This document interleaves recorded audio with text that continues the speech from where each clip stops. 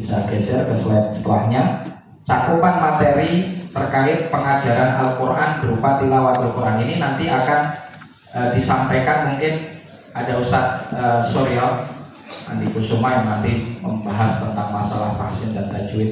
Ada Ustadz Asep yang nanti akan membahas tentang masalah metode bagaimana memungkinkan hafalan, ya, termasuk nanti ada Ustadz Didi ya, yang nanti juga membahas terkait bagaimana menguatkan hafalan atau proses ya berjuang dalam menguatkan hafalan. Di sini materi kami fokusnya kepada tazkiyah, tapi sebelumnya agar pemetaan tentang ta'limul Quran ini menyeluruh, kita harus memahami 3 pondasi ini. Tilawatul Quran itu cakupannya adalah yang pertama talqin. Ya, ini metode yang sebetulnya banyak ditinggalkan di zaman sekarang. Ya, khususnya ketika beberapa program hafalan itu lebih banyak mengejar targetnya. Seringkali anak-anak yang belum mapan, jangankan bicara masalah tazkiyah, di sisi yang lain bacaan saja belum beres itu sudah dikejarkan untuk setoran Quran dengan jumlah tertentu.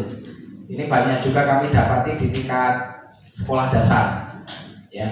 Akhirnya menjadikan bacaan anak-anak ini kacau, ya, karena mereka mengandalkan hafalan itu dari cara bacanya sendiri, yang bisa jadi masih salah-salah, panjang pendeknya, kemudian pelafatan hurufnya, makharij, juga sifatul huruf.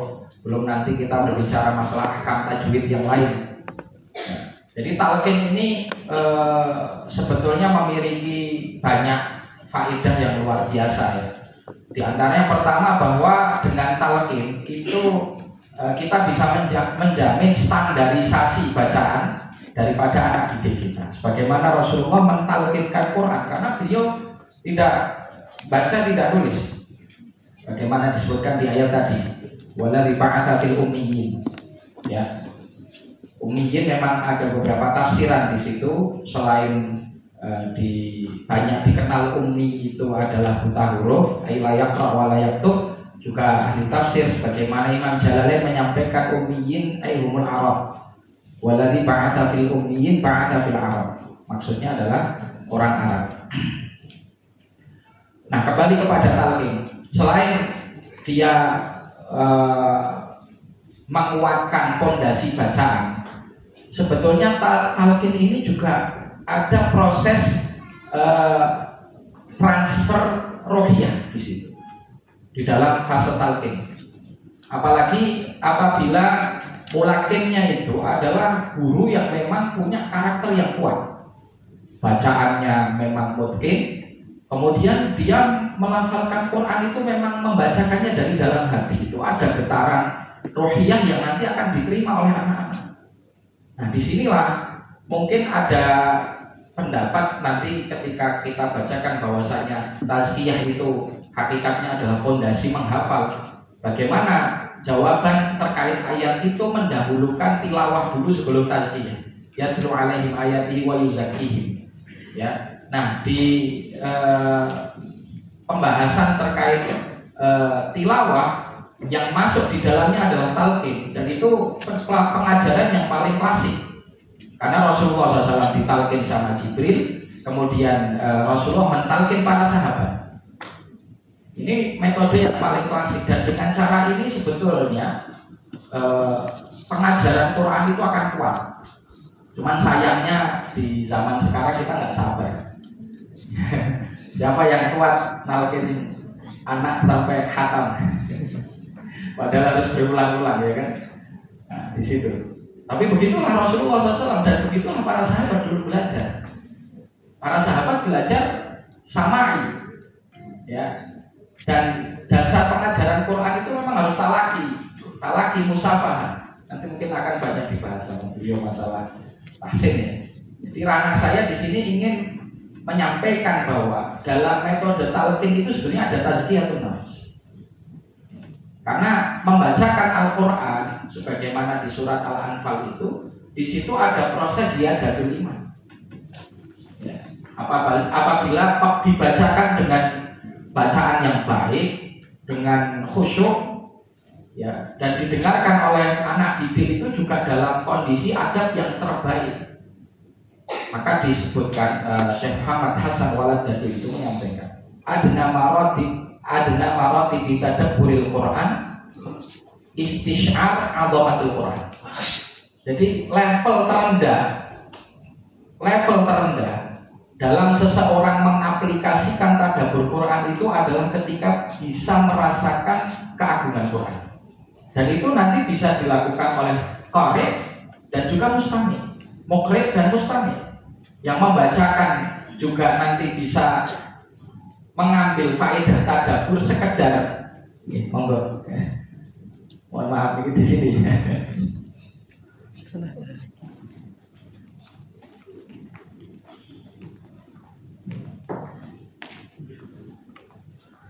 Jadi untuk muqri, ya, meskipun dia itu tidak paham makna Quran, tidak paham ini artinya apa, berbicara tentang apa, tadabbur itu bisa dia dapatkan karena arti makna dari tadabbur itu adalah diambil dari dubur, ya, dabarok, kemudian tadabbarok, yang tadabbaru tadabburan, yang artinya setelah proses membaca atau mendengar itu ada sesuatu positif yang didapat.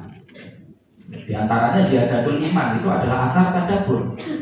Nah, bagaimana tadabbur ini bisa dijalankan? Salah satunya ketika ada kuncinya tadi istisyar 'azamatul Quran. Ini proses ini bisa dijalankan di fase talqin itu. Muqri'nya hatinya dalam kondisi itu yastasyir 'azamatul Quran, mustami'nya juga sama. Itu nanti luar biasa, itu akan ada ruhiyah yang kuat. Di sini kenapa kemudian tilawatul Quran itu diajukan sebelum tazkiyah? Ya, karena di dalam tilawah itu sendiri sebetulnya ada tazkiyah. Di dalam tilawah itu sendiri sebetulnya ada tazkiyah, yaitu di dalam proses tadabbur Al-Quran. Kemudian selanjutnya cakupan materi pengajaran Al-Quran yang berupa tilawah itu ada qiraah. Qiraah di sini maksudnya adalah qiraah abjadiyah, membaca abjadiyatul Quran, ya, alif, ba, ta, dan seterusnya itu. Maka kita nanti kalau membahas bab itu saja metodologinya kan sekarang banyak sekali, ya. Metodologi cepat baca Quran, cepat baca Quran. Dulu kita kenalnya Iqra, kemudian ada urutan, ya, zaman dulu. Sekarang udah banyak sekali metode-metode yang diwujudkan di dalam proses yang bisa mempercepat, ya, untuk anak bisa membaca Al-Quran dengan baik dan benar. Kemudian selanjutnya tahfidz. Nah, jadi tahfidz ini kalau kita lihat secara garis besar kan melalui dua metode, sama'i dan nadhari. Sama'i ini tadi kita bicara talqin. Maka orang buta pun sebetulnya bisa menghafal Quran dari thariqah sama'iyah. Dan itu yang tadi saya katakan pengajarannya basic, justru kadang malah lebih kuat, ya, justru lebih kuat, karena nanti di dalam faedah banyak ayat di dalam Al-Quran sama itu menggunakan sighah mufrad, sedangkan basar menggunakan sighah jamak.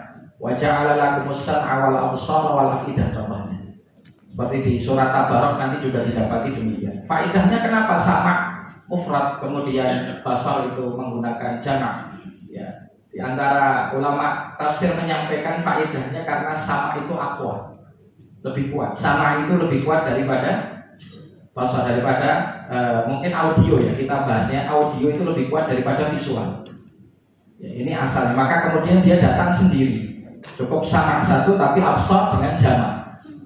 Nah, itu faedahnya, sebagaimana kami juga pernah mendapatkan faedah ini dari guru kami Syekh Muhammad Abdul Aziz menyampaikan hal tersebut.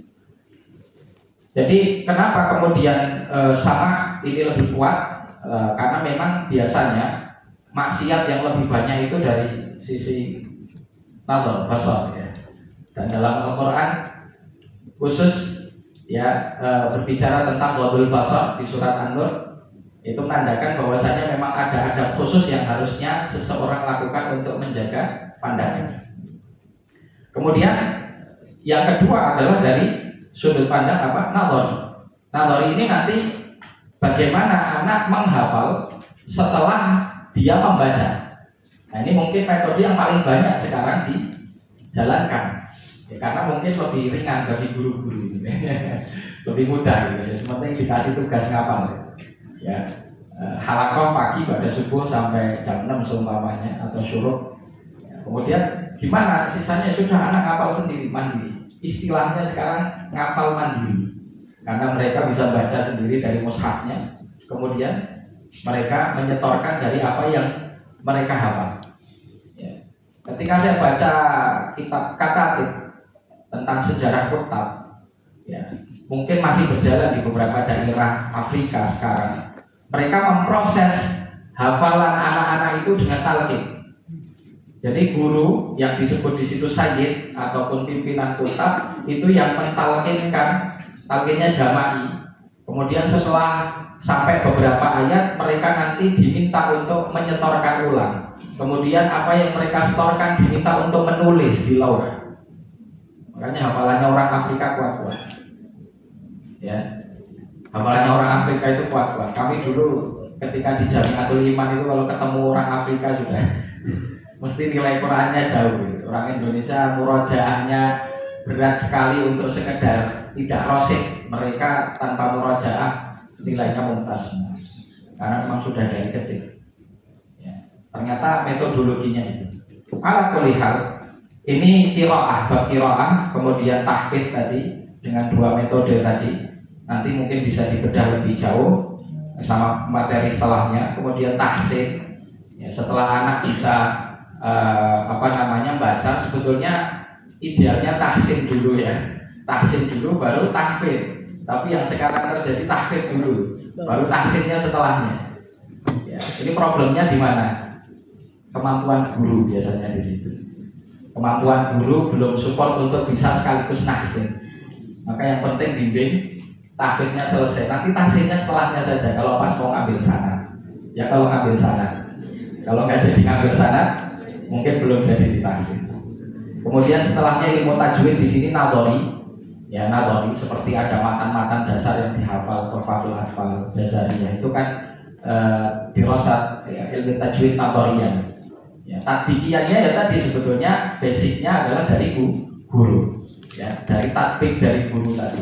Dia meskipun nadharinya bagus, kalau tatbik dari gurunya itu lemah, dia nggak bakal memahami, tidak bakal memahami cara adanya. Apalagi kalau sudah masuk ke beberapa hal yang sifatnya khafi, ya itu memang butuh ada guru yang memang kompeten di situ, apalagi kalau standarnya memang sudah sampai kepada mujiz, dia sudah punya sanad. Kemudian selanjutnya ilmu qiraah. Nah ini lebih kepada pengembangan setelah anak punya dasar satu qiraah yang masyhur ya, riwayat Hafiz an Asim.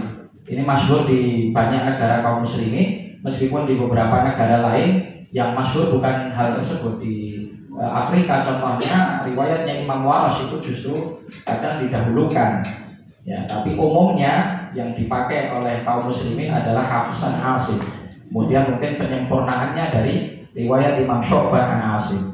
Ya, jadi ini ilmu qiraat ini nanti banyak sambungannya juga dengan tafsir dan juga tadabbur, karena nanti dari beberapa aujuh qiraat akan didapati makna yang semakin luas daripada Al-Quran. Nah, ini juga akan menambah wawasan, tapi ini biasanya bukan di level pembelajaran tingkat dasar. Kemudian yang terakhir tentu adalah sanad. Ya, ini hal yang terkait dengan cakupan materi tilawatul Quran, ya, dari apa yang disampaikan oleh Allah Subhanahu wa taala dalam firman-Nya, yatlu alaihi ayati. Semua konten itu dipegang oleh Rasulullah SAW. Ya, standarisasinya ya beliau. Kemudian diturunkan kepada sahabat-sahabat pilihan qurra semacam Ubay bin Ka'ab, Abu Musa al-Ash'ari, dan beberapa sahabat yang lain, Zaid bin Thabit, Abdullah bin Mas'ud. Qurra dari kalangan sahabat yang kemudian mereka mengajarkan kepada sahabat yang lain, dan juga mereka mengajarkan kepada para tabi'in, dan terus turun temurun sampai kepada zaman kita. Tapi kualitasnya semakin menurun di zaman kita. Ya, kemudian selanjutnya cakupan pengajaran Al-Quran dari sisi tazkiyatun nafs. Ini yang jadi materi utama kita. Tadi sudah kita sampaikan tentang tadabbur makna Al-Quran. Ada nama tadabbur tadi sudah kami sampaikan, yaitu dengan istisyar azamatul Quran. Maka sebetulnya kondisi halaqatul Quran itu adalah kondisi yang terbaik untuk anak-anak ini bisa merehatkan hatinya. Tapi lil asaf, yang sangat kita sayangkan justru momen halaqah Quran itu justru jadi momen yang paling tegang bagi anak-anak kita. Ya kan? Kenapa? Karena mereka ketika masih duduk di halaqah terpikir beban, saya belum hafal, saya mau nyetor apa hari ini. Dan banyak anak-anak itu hafalannya kejar tayang. Betul kan? Jadi setoran pagi ya baru disiapkan pagi itu gitu. Mungkin masih banyak ya yang begitu ya.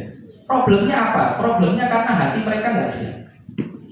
Padahal hati ini adalah media yang Al-Quran nanti bersemayam di situ. Ya, nanti ada di materi yang kami sampaikan makalah dari para ulama yang disitir oleh Imam An-Nawawi dalam kitabnya At-Tibyan fi Adab Hamalatil Quran. Ya, yatibul qalbu lil ilmi kama tatibul ardu lizira'ah. Kaidahnya begitu. Ya. Hati yang baik itu akan mudah dihinggapi atau disemayami oleh ilmu. Nah, tentu ilmu yang paling mulia adalah ilmu Quran. Kama tatibul ardu lizira'ah, sebagaimana tanah yang baik, tanah yang subur itu mudah untuk dicocok tanam. Kalau orang bertani itu langsung nanam gitu atau dikondisikan dulu tanahnya? Dikondisikan dulu, dibajak, dikasih pupuk, kan begitu ya. Sampai dia layak, oh ini sudah bisa nih untuk dijadikan media tanam, baru benih itu ditaruh di situ. Nah, kita sekarang tahapan-tahapan ini nggak pernah kita perhatikan. Hati anak ini tidak kita kondisikan dulu untuk dia siap menerima Al-Quran. Ya ibarat kata tanah apapun kondisinya langsung kita taruh benih. Kita paksakan gitu. Ya, kita paksakan. Benihnya kok nggak tumbuh-tumbuh, kasih pupuk sebanyak-banyaknya. Kasih apapun konsentrasi, pokoknya yang penting bagaimana bisa tumbuh. Masalahnya bukan di pupuknya, bukan di nutrisinya, bukan di airnya, bukan di penyinaran. Tanahnya ini nggak bisa support. Itu problemnya. Ya. Jadi problem ketika anak-anak itu gagal dalam menghafal itu sangat kuat sekali dengan kondisi hati mereka. Dan jangan sampai kita tertipu dengan pencapaian semu. Ketika anak-anak dia bisa menghafal 30 juz, itu bukan berarti proses pengajaran Quran kita itu sukses. Ya. Kenapa? Karena menghafal itu adalah proses yang melibatkan otak. Ada anak-anak yang diberi kecerdasan oleh Allah Subhanahu wa Ta'ala, meskipun hatinya bermasalah. Bisa nggak dia ngafal Quran? Bisa, dengan kecerdasannya bisa. Tapi apakah hafalannya barokah? Itu pertanyaannya. Apakah hafalannya bermanfaat? Sesuatu yang berbeda. Nah, ini nanti di materi yang saya sampaikan ada pembahasan terkait masalah akar pengajaran Quran yang salah. Yang salah satunya disampaikan bahwa Rasulullah SAW mensifati orang-orang Khawarij itu di antaranya apa? Yaqra'una al-Quran la yatajawazu hanajirahum. Al-Quran dibaca sama mereka, banyak dari mereka penghafal Quran. Hajjaj bin Yusuf Al-Thaqafi, ya, hafizul Quran. Tapi bersamaan dengan itu Safah, ya, banyak menumpahkan darah kaum muslimin. Bahkan ulama-ulama besar, Abdullah bin Zubair, Sa'id bin Jubair, itu terbunuh, wafat, gugur di tangannya Hajjaj bin Yusuf. Ini hafid Quran. Orientalis itu ngafal Quran. Orientalis loh. Orientalis itu bukan muslim. Bener kan? Mereka mustasyrikin. Siapa namanya yang dulu masuk ke Indonesia? Snop Bordum. Itu hafid Quran. Dulu datang ke Aceh dijuluki, dilakopi Syekhul Islamnya tanah Jawa, tapi merusak. Maka jangan sampai kita jadikan patokan pencapaian pendidikan Quran ini hanya dari tajwid hafalan. Kalau mindset guru-guru Quran kita seperti ini, wallahi ini musibah. Ya, bagi kami ini musibah. Karena menghafal itu hanya bagian kecil daripada ta'limul Quran. Cakupannya nanti masih banyak. Nah, kembali kepada materi, tazkiyatun nufus itu harusnya menjadikan anak berinteraksi dengan Al-Quran itu nyaman. Ya, kalau kita dapati anak itu nyaman di halaqatul Quran, berarti kita sukses mengkondisikan hati mereka. Indikatornya itu. Tapi kalau mereka tidak nyaman, mereka bercengkrama dengan Quran, dekat dengan Quran kok nggak nyaman, itu ada masalah berarti. Dan masalahnya ada di hati. Nah, disinilah maka kita bahas bagaimana agar hati ini yang menjadi media itu baik. Ya, perbaikan hati itulah yang disebut sebagai tazkiyatun nufus. Maka di dalam ayat disebutkan wa yuzakki. Ya, kemudian nanti di akhir wa inka min qablu lafi dhalalin mubin. Asar daripada taklim Quran yang baik. Ketika tiga pondasi ini semuanya diterapkan dengan seimbang, akan mendatangkan hidayah. Al-Quran disifati di awal surat Al-Baqarah hudan lil muttaqin. Ya, kemudian di situ disifati wa in kanu min qablu lafi dhalalin mubin. Artinya kalau Al-Quran diajarkan benar, dia akan mendatangkan petunjuk dan akan merubah karakter, akan merubah peradaban, akan merubah masyarakat kita. Kalau Qurannya diajarkan dengan benar. Ya, ada satu asar yang di sini memang secara lafaz dikritik oleh ulama tidak sahih. Ya, tetapi secara makna dibenarkan. Rubba min hamilil Quran atau min qa'idil Quran wal Quran yal'an. Betapa banyak orang yang membawa Al-Quran atau membaca Quran tapi Al-Quran melaknatnya. Kemudian dalam riwayat yang lain, aktsarul munafiqi ummati qurra'uhum. Ini lebih ngeri lagi. Aktsarul munafiqi ummati qurra'uhum. Itu ngeri lagi itu. Ketika kita membahas masalah itu, qurra' yang seperti apa? Tentu bukan qurra' yang dulu adalah para sahabat yang dekat dengan Rasulullah SAW. Tapi qurra' di sini adalah orang yang hanya mengambil Quran dari sisi bacaannya saja, tidak sampai kepada hati. Ya, ini intisari dari kenapa kita penting membahas tazkiyatun nafs. Baik, waktu kita sangat terbatas. Kemudian tadabbur makna Al-Quran ini tadi bisa dilakukan, dimasukkan program ini di dalam halaqah kita.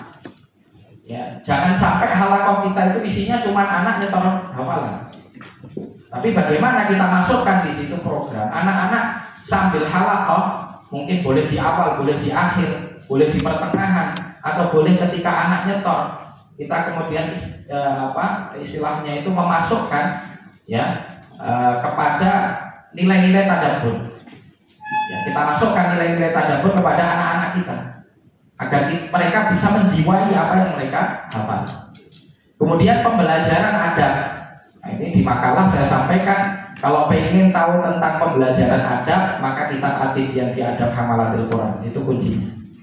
Itu kitab yang tidak boleh para pembelajar Quran, apalagi pengajarnya, yastagni anhu, merasa tidak butuh dan tidak memiliki kapasitas kepada kitab itu. Kitab ini luar biasa, barokahnya besar. Penulisnya ma'ruf, Abu Zakaria Yahya bin Syaraf An-Nawawi rahimahullahu ta'ala. Nanti terkait pembelajaran adab ini nanti khusus pembedahan khusus ya. Itu nanti akan kita mungkin suatu saat kita bedah kitab At-Tibyan itu nanti banyak hal. Satu hal menarik yang mungkin ini juga para asatidzah dan ustadzah menghadapi di proses taklim. Masalah anak yang salah niat ketika menghafal itu sudah jadi PR yang cukup besar bagi kita. Ya. Dan memang kaitannya sangat erat sekali masalah niat ini kepada proses menghafal. Sahabat Abdullah bin Abbas radhiyallahu taala anhu menyampaikan, Innama yahfadhur rajulu ala qadri niyatihi. Sungguhnya seseorang itu hafal tergantung kadarnya. Kalau anak-anak kita meniatkan dalam menghafal Quran itu hanya untuk disebut hafid, maka sungguh lebih baik baginya ikut program hafalan cepat. 2 bulan di wisuda, ya, program hafalan cepat. 2 bulan di wisuda, kemudian dengan di wisuda ini kan dia sudah dapat gelar al-hafid, sudah cukup baginya. Dan ketika itu juga hafalannya hilang semua. Kalau nggak percaya tanya saja itu ya, ikut program-program cepat itu. Karena tadi innama yahfadhur rajulu ala qadri niyatihi. Tujuan dari kita menghafal Quran, maka saya tidak begitu istilahnya kurang serak gitu dalam hati untuk menyebut penghafal Quran. Saya lebih senang dengan istilah salaf dulu menyebut mereka hamilul Quran atau hamalatul Quran atau ahlul Quran, itu lebih, karena ini menggambarkan tentang satu tugas berat gitu. Hamilul Quran itu kan nyunggi, bawa, mikul Quran itu seakan-akan berada di bebannya gitu. Itu lebih, maknanya lebih dalam gitu, daripada penghafal. Kalau penghafal kan cuma saya penghafal gitu, ya kan, yang penting dia bisa memorize, dia bisa baca bagus, bisa ngimami sholat selesai. Seakan-akan nggak ada tanggung jawab. Hamilul Quran itu maknanya lebih dalam. Ahlul Quran juga lebih dalam. Maka dalam hadis kan disebutkan ahlul Quran ahlullahi wa khassuh. Jadi musola-musola ini saya pikir harus kita kembalikan kepada anak-anak kita, biar mereka ngerti tugas ngafal Quran atau belajar Quran itu sedalam apa. Ya, di makalah insya Allah saya sampaikan di situ seputar penguat setelah anak khatam pun juga sebetulnya ada tazkiyahnya, ada program-program tazkiyahnya untuk dia bisa komitmen terus menjadi hamilul Quran. Kemudian pengapalan ibadah, nah ini harus seimbang ya antara halaqah Quran dengan program. Ya. Kalau di sini ada asatidzah dan ustadzah mengajarkan santriwan-santriwati atau murid-murid yang tidak mukim, itu berarti tugasnya lebih berat lagi. Karena kontrol ini nanti dipasrahkan kepada lingkungan di luar sekolahnya. Kalau dia pulang berarti di rumahnya orang tuanya, bapaknya, ibunya. Ya. Kalau anak-anak belajar sama kita hafal Quran tapi di rumah ibadahnya tidak dikontrol, tidak dibersamai oleh orang tuanya, ini akan jadi masalah. Karena ini ridha, ya, ibadah itu asupan bagi hati mereka. Sama kayak tanah tadi, tanah itu biar subur kan butuh dikasih asupan, butuh dikasih pupuk, dikasih vitamin, dikasih macam-macam. Hati kita itu juga butuh itu. Hati anak-anak kita juga butuh itu. Kalau beban mereka itu memikul tanggung jawab Al-Quran berat, berarti asupannya harus dipisahkan, ibadahnya harus dibuat. Nah ini pembiasaan ini yang jadi tanggung jawab kita. Kemudian bimbingan dan konseling. Ya, kenapa? Karena problem masalah akhlak suluk itu bisa menghalangi hafalan mereka. Bisa berapa?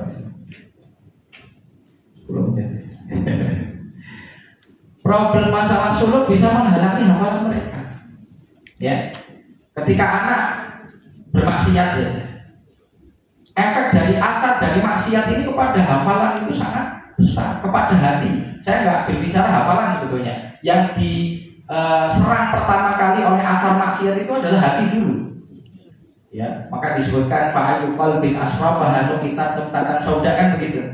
Mana-mana dari hati ini merespon fitnah maksiat itu, maka akan tertitik di hati tersebut titik nukta. Itu yang jadi masalah sebetulnya. Hafalan itu jadi melemah karena apa? Medianya melemah. Karena medianya sakit sehingga hafalannya jadi melemah. Maka konseling ini penting, dan makna tarbiyah, ya, dan itu turunan dari tazkiyatun nafs adalah takwimun i'wijaz, meluruskan sesuatu yang bengkok. Ketika ada yang bengkok dari anak-anak kita, harus diluruskan dulu. Saya pernah punya santri yang dia ngambekan dia. Problem ngambekan ini kalau nggak diberesin ya dia nggak sukses belajar Quran. Ya. Saking ngambekannya itu ketika dia setoran Quran, kemudian setorannya ditolak sama musyriknya karena belum standar, dia bisa ngambek tidak setoran sampai 3 pekan. Iya. Itu untuk memperbaikinya tuh lama loh. Terus kemudian ngambeknya lagi macam-macam sebab ngambeknya ini. Pernah ngambek gara-gara disalib sama temannya, hafalan temannya lebih tinggi dari dia. Ngambek lama. Ada beberapa musyrik dari Mahat kami yang saya ada di sini mungkin masih ingat orangnya gitu. Ya, tapi masya Allah, alhamdulillah beliau sekarang masya Allah. Tapi prosesnya luar biasa. Gitu. Masalah kiber, gitu. Masalah kesombongan dalam hati.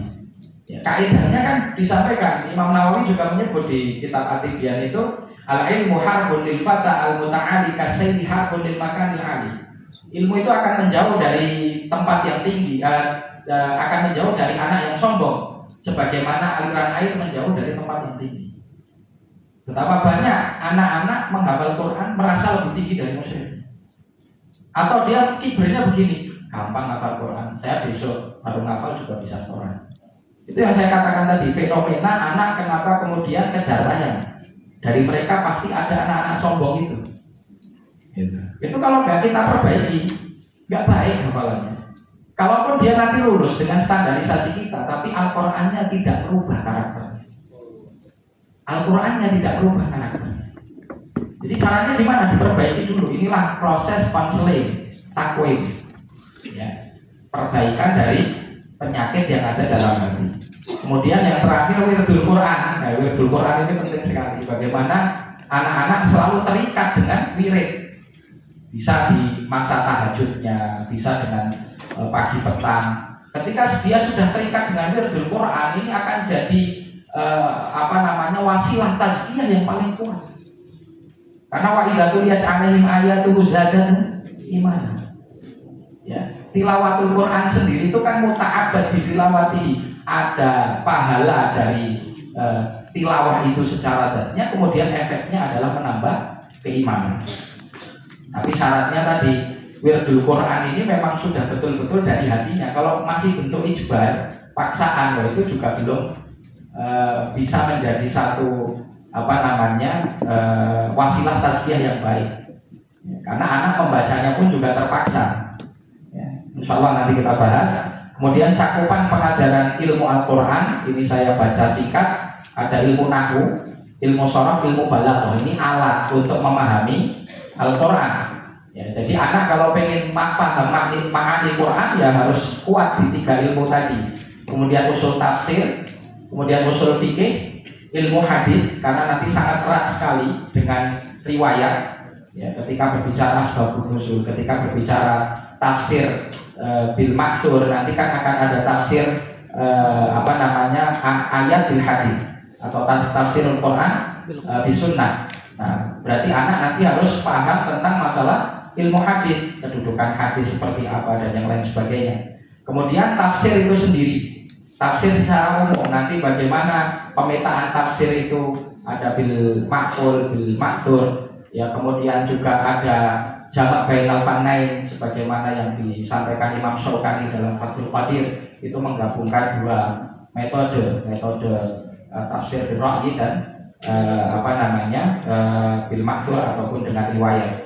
Kemudian ada ayatul ahkam, ini lebih khusus kepada kebutuhan kita kepada ayat-ayat yang berbicara tentang hukum fikih. Itu tafsir ayatul ahkam ini nanti babnya khusus. Jadi ma yustafadu min ayatil ahkam, nanti istifadah dari ayat tentang di Al-Baqarah itu kan tentang tolak, tentang masalah rujuk, tentang masalah mut'ah bukan mut'ah nikah, tetapi mut'ah dalam fanati'uhunna 'alal musiri qadarhu 'alal musiri qadarhu mata'an bil ma'ruf. Nanti tentang ayat zihar, bab-bab adab yang nanti banyak, hudud yang banyak juga kita dapati, nanti tentang haddus syariqah, haddus zina dan yang lain, itu semua pembahasan ayatul ahkam yang harus anak-anak ketahui agar ketika dia memahami nanti ketika belajar ilmu fikih itu juga mudah untuk mendudukkan dasar dalilnya.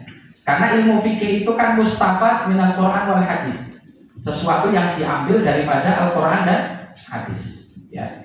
Kemudian selanjutnya tarikh dan sirah. Ya, karena Quran itu banyak berbicara tentang tarikh, sejarah penciptaan manusia, bagaimana qasasul anbiya. Ya, kemudian sirah Nabi sendiri juga banyak disinggung di dalam Al-Quran. Ya, tentang beberapa peperangan maghazinya Nabi, Al-Ahzab bahkan disebutkan sebagai satu nama surat. Itu sangat terikat dengan masalah sirah. Jadi pembelajaran ini akan menguatkan istifadah anak di dalam proses mereka belajar Al-Quran. Fase penerapan tazkiyatun nafas sebelum menghafal, nanti di materi di makalah sudah saya jelaskan. Ada ketika menghafal, ya, juga setelah khatam itu juga harus terus ada proses fase tazkiyatun nafas masuk di ketiga fase tersebut. Terus yang terakhir, faktor kesuksesan program tazkiyatun nafas dalam pengajaran Al-Quran.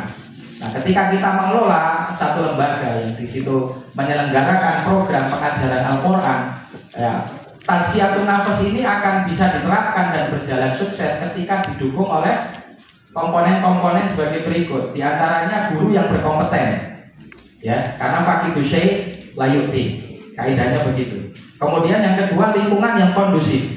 Kita mau mentazkiyah, ya, pesantren kita dikepung game online, dikepung PlayStation, dikepung sekitarnya itu banyak sekali tempat-tempat yang menggiurkan bagi anak-anak kita.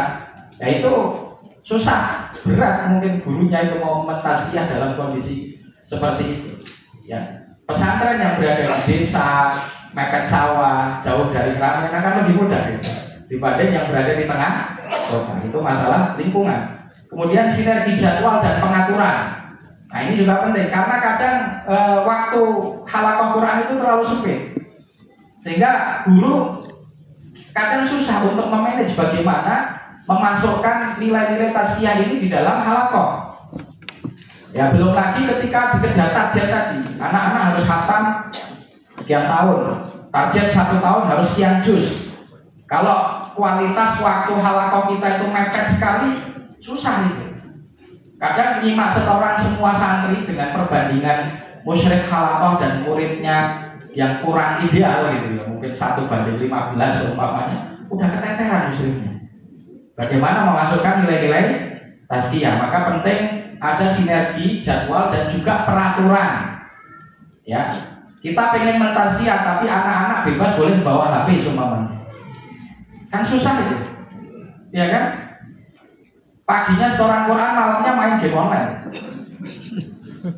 Kan berat itu ya, tazkiyahnya berat. Terus yang terakhir, dukungan dari semua pihak. Jadi untuk hal ini memang penting, terutama di lembaga kita, dari atas sampai bawah memang harus menyadari urgensi tazkiyatun nafas masuk di dalam apa?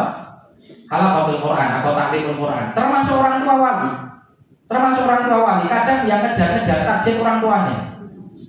Anak saya kok masih segini, Ustaz, anak saya kok masih segini. Padahal ustadznya itu setengah mati memperbaiki tadi itu. Yang utungan, yang lihatnya masih susah, yang walinya yang nggak paham gitu. Nah ini semoga jadi pengantar untuk diskusi nanti. Kurang lebihnya mohon maaf. Wassalamualaikum warahmatullahi wabarakatuh.